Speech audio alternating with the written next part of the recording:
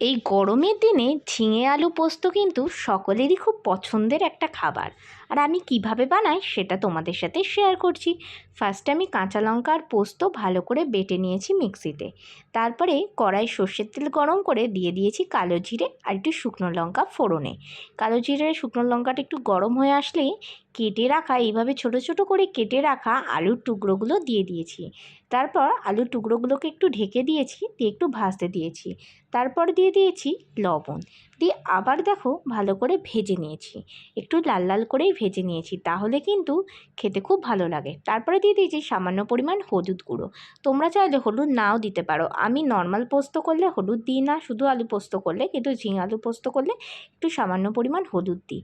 তারপরে দিয়ে দিয়েছিলাম ঝিঙেগুলো কেটে রাখা, ঝিঙে দিয়ে জল বার হবে তাই ঢেকে হতে দিয়েছিলাম, তাতেই কিন্তু ঝিঙের জলে ঝিঙে আলু সবই সিদ্ধ হয়ে গেছে।